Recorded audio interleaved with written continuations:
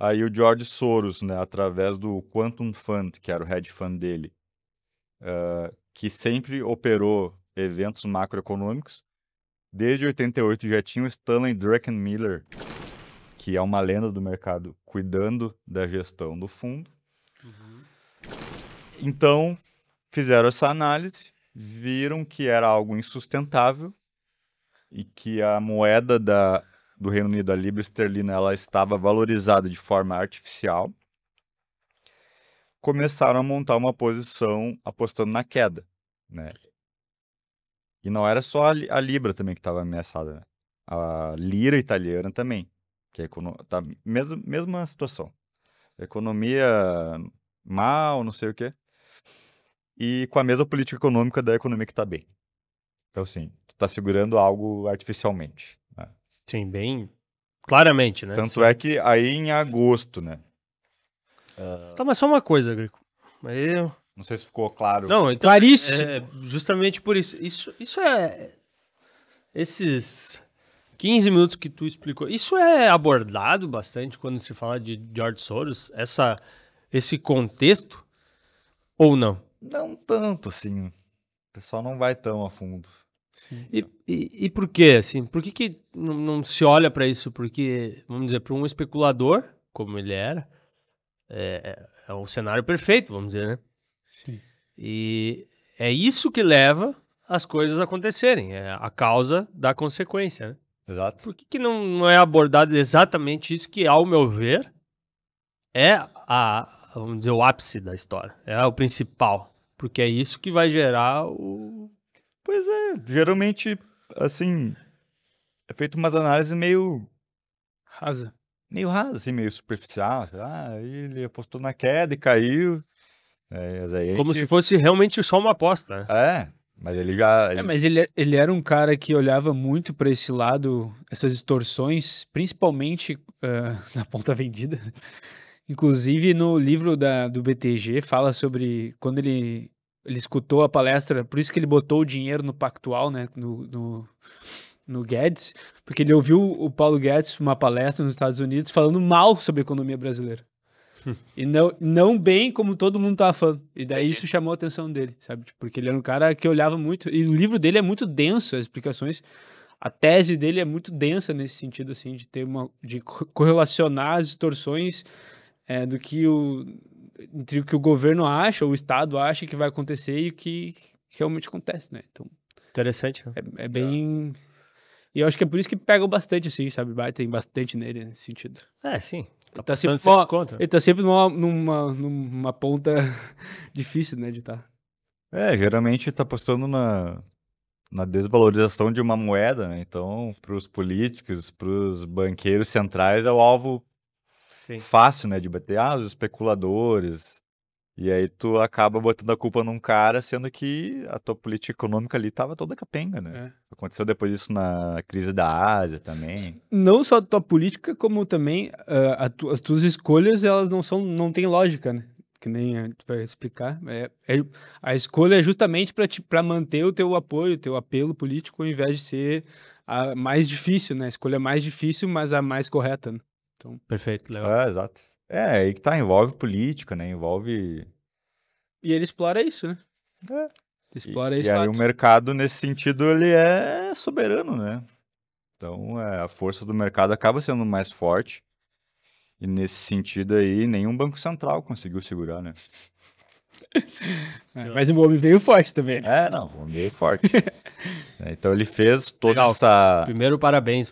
Muito legal sua explicação. Pra mim ficou tudo muito mais claro agora, assim. Mesmo o próprio vídeo, né? A gente sempre fala, o vídeo a gente tem que contar a história, ela tem que ter uma sequência, uma linha do tempo, né? E aqui a gente consegue abordar com várias frentes, vários cenários, até chegar no ponto da data. Exato. Sim. Exato. Legal. E aí, então ali em 92, primeiro, vamos dizer assim, a primeira peça do dominó a cair foi a lira italiana, né, em agosto já. Que aconteceu a mesma coisa. Era também artificial, e aí o mercado, até eles fizeram esse trade, mas não foi tão relevante. Mas muita gente ganhou dinheiro apostando na queda porque achavam também que o Banco Central italiano não ia conseguir manter a lira atrelada ao marco alemão. E aí desvalorizou, chegou a cair uns 7% em um dia. Mas aí já foi um indício, né? Tipo, Sim. acho que não é só a lira.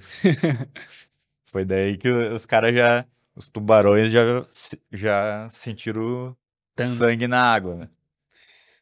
E aí, nisso aí, né, o Stanley Druckenmiller já tava com uma posição, ele já tinha montado ali por agosto, na mesma época mais ou menos, no melhor estilo do Druckenmiller, que era Invest, then Investigate. Isso é muito bom. Investe e depois investiga. Isso é uma coisa, não é muito, eu conheço só ele que faz isso, né?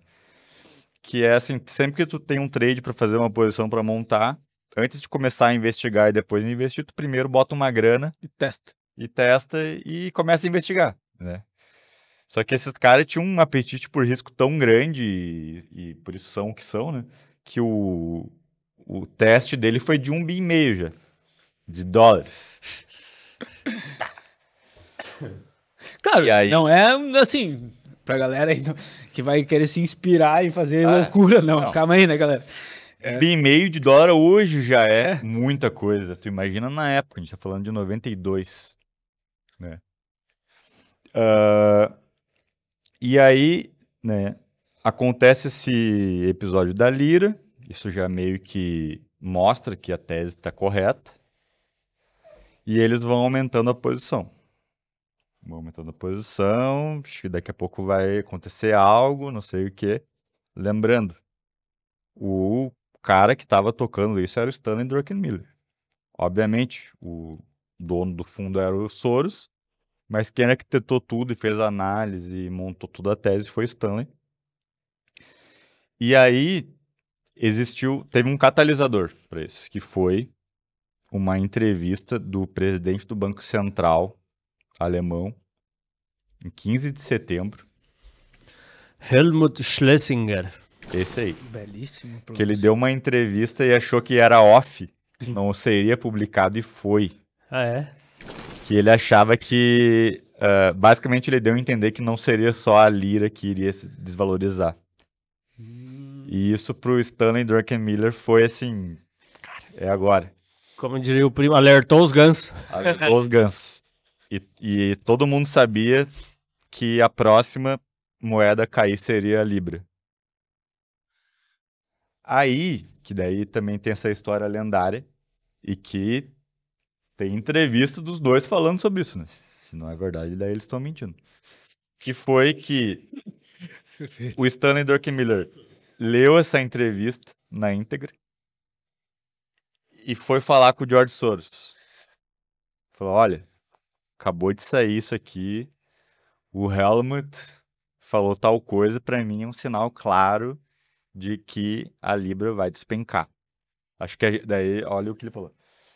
Acho que a gente deveria aumentar gradualmente a nossa posição. E aí ele achou muito estranho a cara do George Soros. Ele falou assim, ele tava com uma cara de quem não tava entendendo nada, mas ao mesmo tempo isso é muito bizarro, porque esse cara entende tudo. O que ele não tá entendendo? Uma coisa tão clara, né? E aí o George Soros falou assim pra ele, cara, o que tu tá me falando não faz o menor sentido. Se o Helmut realmente falou isso, não tem por que aumentar gradualmente. Vá na jugular. Que essa é a frase que ficou famosa. Entre aspas. Vá na jugular. Ou seja, né, na época,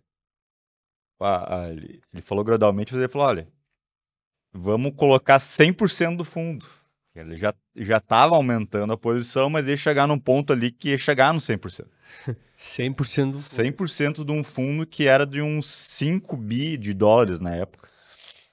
E aí que o Soros falou, não, vá na jugular e toma, se alavanca e vai, em vez de ir com 5, vai a 10. Põe 200% do fundo nisso.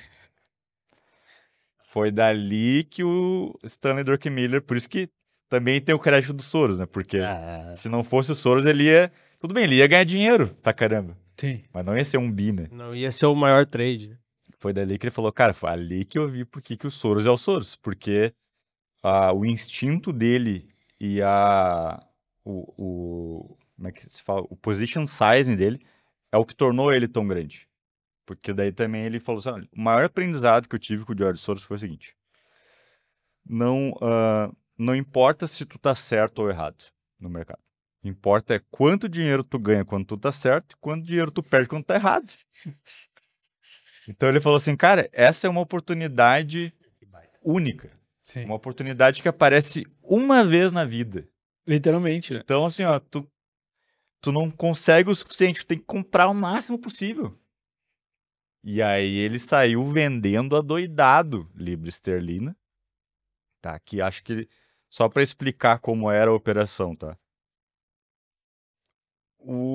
Basicamente é uma operação de short selling, né? Tu vender descoberto. Então, o fundo do Soros pegava um empréstimo em libras, tá? Vamos dizer, pegava lá com um banco de investimento, Goldman Sachs, JP Morgan, alguns europeus também, Credit Suisse, porque já era um fundo muito estabelecido, então tu tem linhas de crédito enorme.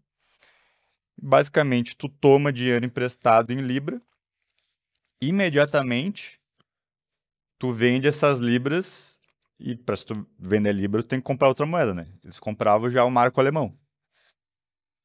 Sim. Né? Qual é o racional? Como eles achavam que a libra ia despencar, e agora estavam cheios de marco alemão, eles iam esperar cair para depois recomprar a libra mais barata e devolver para quem eles tomaram emprestado com pago juros. E aí, o catalisador, então, foi essa entrevista. Como tinha lá a questão do fuso horário, né? Ainda deu tempo de. O Stanley Druckenmiller falou que ficou até tarde dando ordem de venda, né? Para as mesas de operações em Londres, para vender. Para mais cortes como esse, se inscreva no canal oficial do Curioso Mercado. A gente se vê lá.